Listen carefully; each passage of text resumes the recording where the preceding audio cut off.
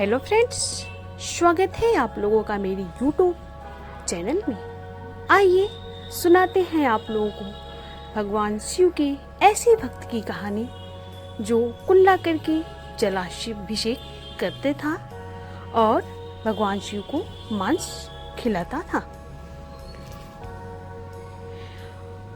18वीं 19वीं शताब्दी के बीच जब अंग्रेजों का शासन था, इस दौरान कंपनी पेंटिंग काफ़ी फली फूली, जिसमें धार्मिक और पौराणिक कथाओं के प्रसंगों का बहुत बारीकी से चित्रण किया गया है। इसी में एक प्रसिद्ध चित्र है संत कनप्पा का। संत कनप्पा के चित्र में दिखाई देता है कि वह एक शिवलिंग के पास खड़े हैं। उनका एक पैर शिवलिंग पर ही टिका हुआ है और वह अपने हाथ से तीर के जरिए अपनी आंख निकाल रहे हैं। पहली नज़र में यह चित्र शिवलिंगम का अपमान करता हुआ सा लग सकता है, लेकिन ठहरिए, इस दृश्य के बाद एक अद्भुत घटना घटी।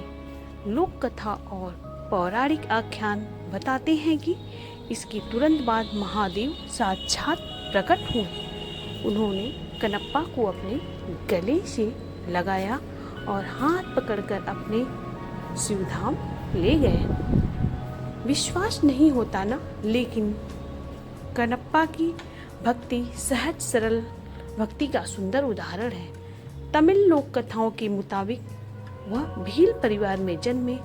शुरुआत में नास्तिक थे। अपनी पत्नी के कारण उनकी शिव तत्व से पहचान हुई और जब एक बार उनकी शिव जी से लगन लग गई तो ऐसी लगी कि वह श्रेष्ठ शिव भक्त के रूप में प्रसिद्ध हो गए। उनकी कथा न केवल धार्मिक आस्था को मजबूत करती है, बल्कि यह सिखाती है कि सच्ची भक्ति में जाति, शिक्षा, साधन या कर्मकांड से ज़्यादा जरूरी है भावना और समर्पण। तमिलनाडु में श्रीकालहस्ती तीर्थ क्षेत्र में स्वर्णमुखी नदी के तट पर स्थित है। महादेव शिव की पंच प्राणभूतों में से एक प्रमुख वायुलिंग। यह कथा 2री-3री शताब्दी की है, जब भारतीय समाज कबीलों में बटा था और जंगलों में छोटी छोटी बस्तियां बसाकर रहता था। संत कनप्पा, जो कि पहले एक भील शिकारी थे और पूर्व जन्म में अर्जुन शिकारी परिवार में जन्मे, कनप्पा के बचपन का नाम थिन्नाडु था। वीरता उनका परिचय था, धनुष बाण उनके साथी और शिकार ही उनका असली कर्म। इन सब के बीच उनकी दिनचर्या में कहीं भी भक्ति या पूजा का नाम नहीं था। कैलाश पर महादेव के साथ बैठी देवी पार्वती ने एक बार उनसे पूछा कि क्या इस कलयुग में भी आपका कोई भक्त उदित होने वाला है? तब महादेव ने कहा, देवी, उस भक्त को तो आप भी जानती हैं, ध्यान कीजिए। यह वही है जिसने नारायण से गीता का ज्ञान सुना, फिर भी मोक्ष नहीं पा सका। पार्वती पूछती है, तो क्या वीर अर्जुन फिर से जन्म ले रहे हैं? तब महादेव कहते हैं कि हाँ, अपने कर्म को भोगने के लिए तो उन्हें जन्म लेना ही होगा, लेकिन बस एक बार वह मुझे पुकार ले तो मैं उन्हें जरूर अपने धाम बुला लूंगा। पार्वती देवी आश्चर्य में पड़ जाती है और कहती है कि यह थिन्नाडु तो भक्ति मानता ही नहीं और आप कहते हैं कि यह आपको पुकारेगा। महादेव कहते हैं कि यही तो लीला है और इस भक्त की असली परीक्षा भी। खैर, कनप्पा का विवाह जिस कन्या से हुआ वह शिव भक्त थी और श्रीकालहस्ती तीर्थ के गुप्त वायुलिंग के दर्शन करना चाहती थी। यह तीर्थ पूर्व काल में 3 भक्तों, श्री यानी सर्प और हस्ती यानी हाथी की तपस्या से पवित्र हुआ था। इन तीनों ने एकात्म साधन से महादेव को प्रसन्न किया था। मकड़ी कई वर्षों तक वायुलिंग पर जाला बुनकर उसी पर लिपटी रही। सर्प ने शिवलिंग के इर्द गिर्द घेरा डाल लिया और हाथी ने स्वर्णमुखी नदी से जल लाकर अभिषेक किया। शिवजी प्रसन्न हुए और इसीलिए महादेव ने ही इस तीर्थ को श्रीकालहस्ती नाम दिया था।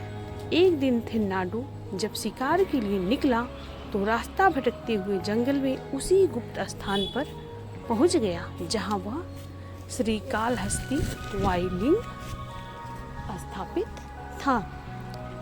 कैसे शिव भक्त बन गए थिन्नाडो। थिन्नाडो ने यह स्थान अपनी पत्नी को दिखाया तो उनकी खुशी का ठिकाना नहीं रहा। वह उत्साह में बोली, अब तो हम रोज यहाँ आकर वायुलिंग की पूजा कर सकते हैं। तब थिन्नाडो ने कहा, रोज यहाँ आने की क्या जरूरत, लो मैं अभी इन्हें अपनी कुटिया में ले चलता हूँ। ऐसा कहकर जैसे ही थिन्नाडो ने शिवलिंग को अपनी बाहों में समेटा, तुरंत ही उनके भाव बदल गए।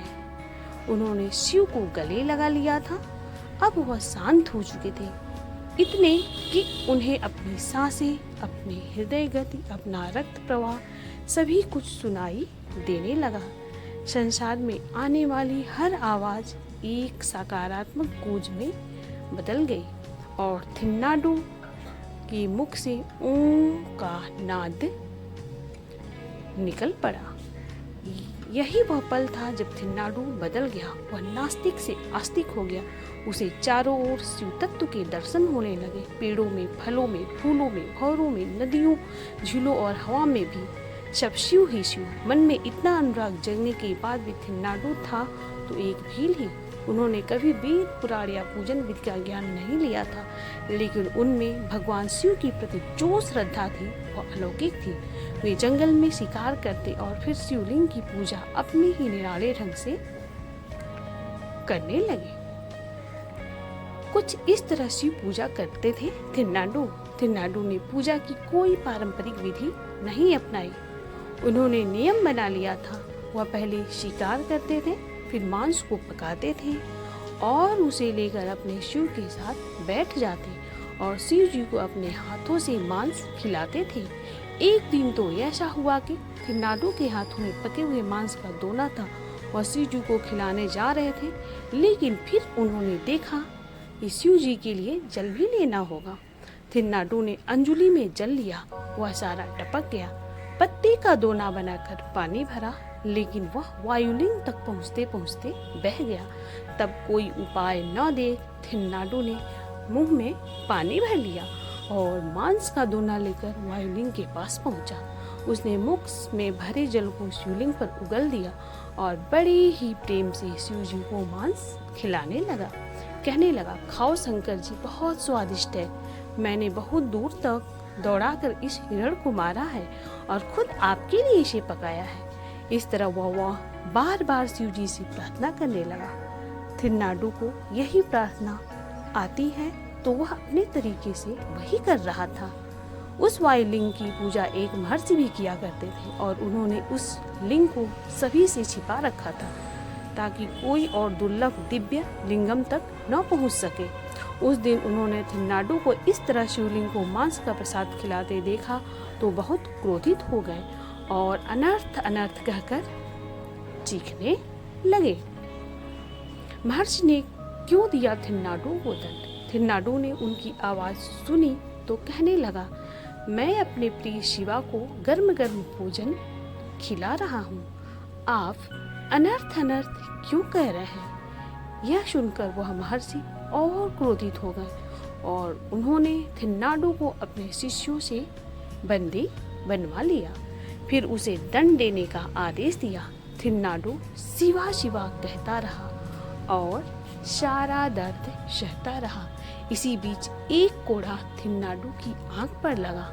उसे तो कुछ नहीं हुआ, लेकिन उसने देखा कि वायुलिंग पर बने एक नेत्र से खून बहने लगा। थिन्नाडो ने खुद को बंधन से छुड़ाया और शिवलिंगम के पास जाकर रोने लगा। उसने कहा, आपकी आंख को चोट लगी है, इससे खून बह रहा है, क्या करूं क्या करूं? ऐसा बोलते ही थिन्नाडो बोला, मेरी पत्नी कहती है कि भगवान अपने भक्तों की आंखों से देखते हैं, आप मेरी आंखों से देखोगे शिवा?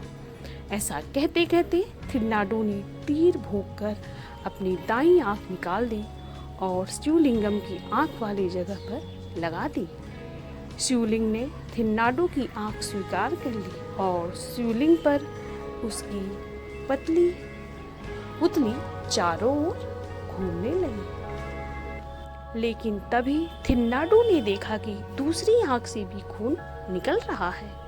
ऐसा देखकर थिन्नाडू ने कहा, लो भगवान, आप ये आंख भी ले लो, लेकिन रुके, आंख निकलते ही मुझे दिखना बंद हो जाएगा तो मैं सही जगह पर निशान के लिए पैर लगा देता हूँ, ताकि मुझे पता रहे कि आंख कहाँ लगानी है।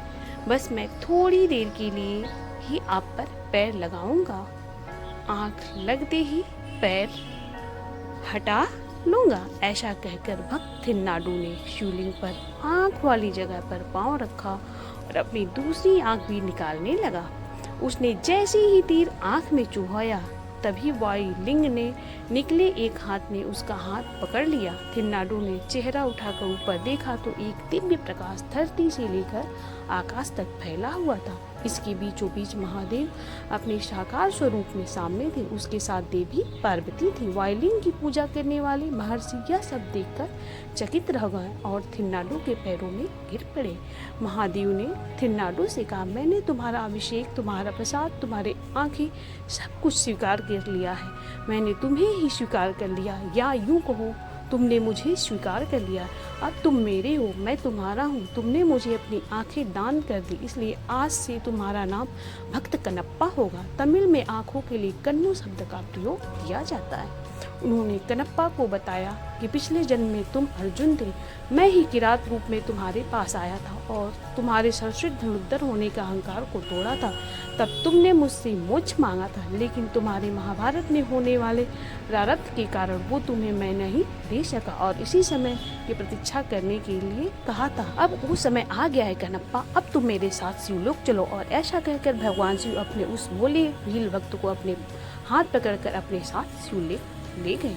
तमिल परंपरा के नयनार संत कनप्पा को तमिल परंपरा के 63वें नयनार संतों में महत्वपूर्ण स्थान मिला है। ये प्रमुख शैव संत हैं। तमिलनाडु के कुंभकोणम के पास दारासुरम गांव में मौजूद ऐरावतेश्वर मंदिर में इन सभी संतों की प्राचीन मूर्तियां दीवारों में उकेरी दिखाई देती हैं। श्रीकालहस्ती क्षेत्र आंध्र प्रदेश में वायुलिंग की पूजा होती है और वहीं कनप्पा का भी मंदिर स्थापित है। कनप्पा की यह कथा बताती है कि शिव केवल सच्चे मन की गहराई से प्रसन्न होते हैं। उन्हें किसी भी मंत्र, तंत्र, भोग, प्रसाद, नियम विधान से कहीं अधिक प्रिय अपने भक्त का सरल हृदय है। शिव मंदिरों में नहीं मिलते, शिव पहाड़ों में नहीं बसते, शिव केवल भक्तों के मन में रमते हैं। केवल एक नेक, साफ और सच्चे दिल में। हर हर महादेव। तो ये थी भगवान भोलेनाथ की बहुत ही प्रिय भक्त कनप्पा की कहानी। ये कहानी आप लोगों को कैसी लगी? अगर अच्छी लगी हो इस वीडियो को लाइक करिए, शेयर करिए, कमेंट बॉक्स में हर हर महादेव लिखिए और ऐसी ही जानकारियों के लिए हमारे चैनल को प्लीज़ सब्सक्राइब कीजिए। धन्यवाद।